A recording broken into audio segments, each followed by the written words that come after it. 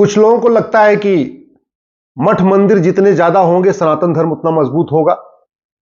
तो याद रखिए, अफगानिस्तान, पाकिस्तान, बांग्लादेश में खूब मठ मंदिर थे। कुछ लोगों को लगता है कि जितने ज्यादा महामंडलेश्वर होंगे, जितने ज्यादा आचार्य होंगे, जितने ज्यादा कथावाचक होंगे, जितनी ज्यादा वहां भीड़ होगी, उससे सनातन मजबूत होगा।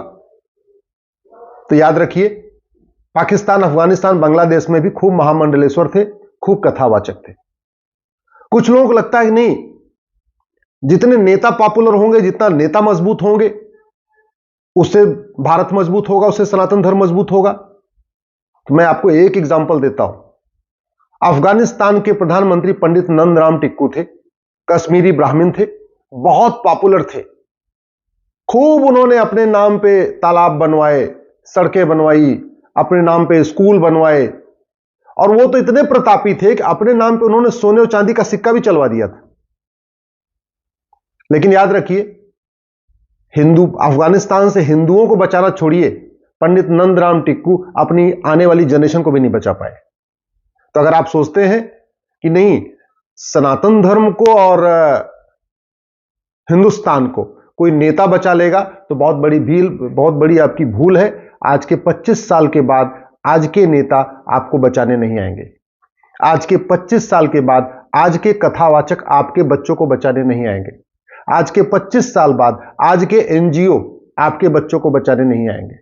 आज के 25 साल के बाद आज के शंकराचार्य, आज के महामंडलेश्वर, आज के कथावाचक, आज के नेता, आज के अभिनेता, आज के लेखक, आज के बुद्धिजीवी, आज के एंकर, ये 25 साल के बाद आपके बच्चों को बचाने नहीं आएंगे।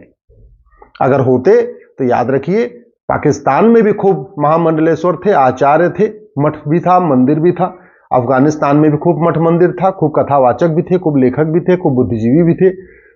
बांग्लादेश में भी खूब लेखक थे, बुद्धिजीवी भी थे, कलाकार भी थे, नेता भी थे, अभिनेता थे। वास्तव में सठे साठम समाचरे सिद्धांत को अपनाना होगा। और चूंकि भारत में कानून का राज है, भारत में किसी नेता का राज नहीं है, भारत में किसी पॉलिटिकल पार्टी का राज नहीं है, इसलिए जो कानून का राज है तो कानून ही अच्छा बनाना पड़ेगा। कानून घटिया है, इसलिए नूह में, जो हरियाणा में पड़ता है, वहां पे डबल इंजन की सरकार है, ट्रिपल इंजन की सरकार है, उसके बाद भी दंगा होता है।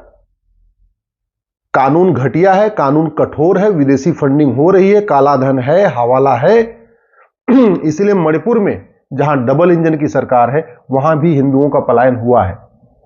आपको थोड़ी बात कड़वी लग रही होगी, इसलिए आप सोच रहे होंगे मैं क्या बोल रहा हूं, लेकिन मैं तो सच बोलूंगा, सही बात बोल रहा हूं। अगर आपको नहीं समझना है, आप मुझे कुछ और समझते हैं, तो समझिए। मेरे लिए सबसे ऊपर भारत है, मेरे लिए सबसे ऊपर सनातन धर्म है, मेरे लिए सबसे पहले सनातन संस्कृति है, मुझे सबसे पहले मेरे लिए हिंदू धर्म है, मेरे लिए सबसे पहले भगवान है। इसलिए बाकी सब, बाकी पार्टी, नेता, एनजीओ, सब उसके बाद में है। याद रखिए, अफगानिस्तान में भगवान राम, भगवान कृष्ण के नाम लेने वाले खत्म हो चुके हैं। पाकिस्तान में भगवान राम, भगवान कृष्ण का नाम लेने वाले बहुत थोड़े से बचे हुए हैं। बांग्लादेश में भगवान राम, भगवान कृष्ण की पूजा करने वाले बहुत थोड़े से बचे हुए हैं। जैसे अफगानिस्तान से 100% खत्म हो गए, कुछ दिन के बाद पाकिस्तान, बांग्लादेश से भी 100% खत्म हो जाएंगे। भारत के भी 9 राज्यों से खत्म हो चुके हैं। भारत के भी 200 जिलों की डेमोग्राफी बदल चुकी है। भारत के भी 300 तहसीलों की डेमोग्राफी बदल चुकी है। बॉर्डर की जितनी भी तहसीलें हैं, बॉर्डर, उनकी पूरी डेमोग्राफी बदल चुकी है। इसलिए मैं कहता हूं, दल गुलामी छोड़िए। ये सपा, ये बसपा, ये टीडीपी, ये स्टालिन, ये कुछ नहीं देने आएंगे आपको। ये जिन पॉलिटिकल पार्टियों के पीछे आप घूम रहे हैं ना, ये जिन कथावाचकों के पीछे आप घूम रहे हैं, या जिन महामंडलेश्वर के पीछे आप घूम रहे हैं, ये आपके बच्चों को बचाने नहीं आएंगे। अगर आते तो नूह में बचा लिए होते, हरियाणा में है नूह, मणिपुर में बचा लिए होते। अगर ये नेता, अभिनेता, लेखक, बुद्धिजीवी बचा सकते तो कश्मीर में बचा लिए होते। आए दिन बंगाल के बॉर्डर से हिंदुओं का पलायन हो रहा है, कोई नेता, अभिनेता, लेखक, बुद्धिजीवी बचाने नहीं आ रहा है। वास्तव में अगर आपको सनातन धर्म को बचाना है, अपने बच्चों का भविष्य सुरक्षित करना है, तो कठोर कानून की मांग करिए। जिस भी पॉलिटिकल पार्टी को समर्थन करते हैं, जिसको भी वोट देते हैं, उससे खुल के पूछिए कि जनसंख्या नियंत्रण कानून कब बनेगा। मैं जनसंख्या नियंत्रण के लिए इसलिए कह रहा हूं कि भारत में इस समय 3 करोड़ बच्चे रोज पैदा हो रहे हैं, इसमें से 1 करोड़ अवांछित बच्चे हैं। अवांछित का मतलब वो चौथे बच्चे हैं या 5वें बच्चे हैं, 6वें बच्चे हैं, 7वें बच्चे हैं, 8वें बच्चे हैं। ये 3 करोड़ बच्चे हर साल पैदा हो रहे हैं, उसमें से 1 करोड़ अवांछित हो रहे हैं, उनकी जरूरत ही नहीं है। अगर कठोर जनसंख्या नियंत्रण कानून हो तो भारत में जो 3 करोड़ बच्चे पैदा होंगे, इसमें से 1 करोड़ बंद हो जाएंगे, केवल 2 करोड़ बच्चे पैदा होना शुरू हो जाएंगे। भारत में कानून घटिया है, इसलिए घुसपैठिए आज भी आ रहे हैं और घुसपैठिए जा नहीं रहे हैं। नेताओं के खौफ से घुसपैठिए नहीं भागेंगे, किसी के भाषण देने से घुसपैठिए नहीं भागेंगे। घुसपैठिए भागेंगे जब घुसपैठियों की 100% प्रॉपर्टी जब्त करने, उनको आजीवन कारावास, फांसी देने के लिए कानून बनेगा।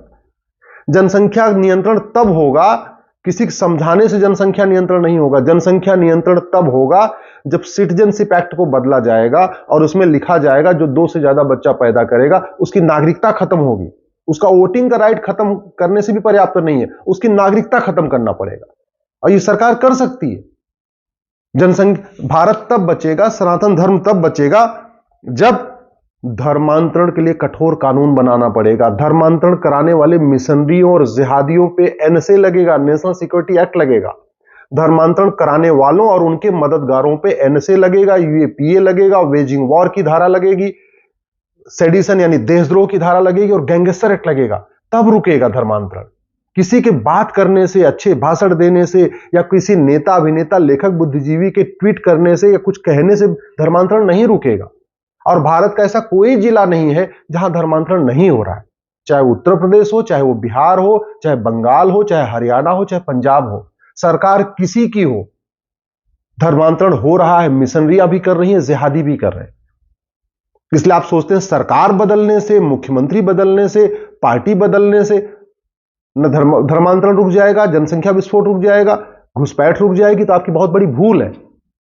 वास्तव में अगर आप चाहते हैं सनातन धर्म मजबूत हो, तो जो सबसे बड़ा विदेशी फंडिंग आ रही है, हवाला के जरिए आ रही है, एफसीआरए के जरिए आ रही है, एफसीआरए कानून को खत्म करना पड़ेगा। कांग्रेस ने कानून बनाया था एफसीआरए केवल विदेशी फंडिंग कराने के लिए, देश गद्दारों को, मक्कारों को, देशद्रोहियों को।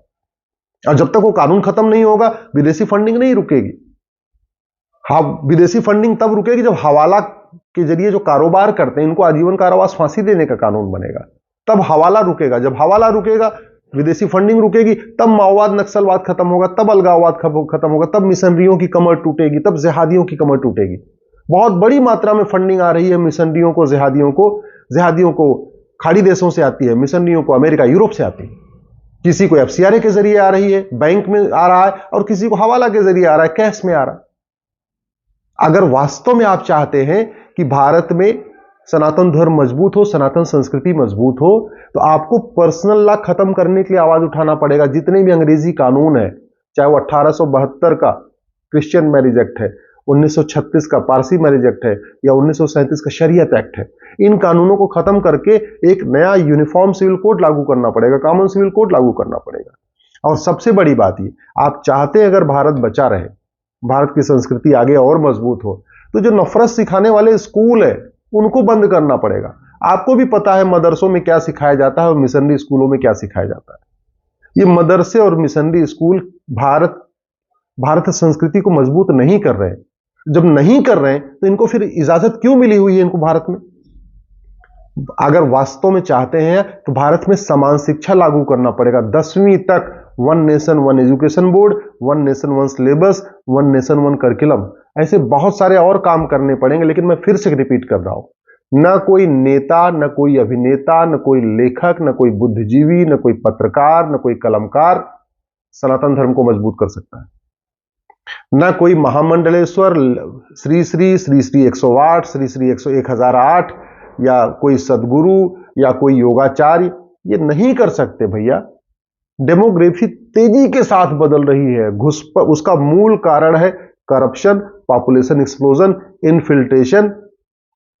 ये तभी रुकेगा जब कानून बनेगा। मेरी बात ठीक लगे इस वीडियो को शेयर कर दीजिएगा, नहीं तो भगवान की इच्छा, जो होगा देखा जाएगा।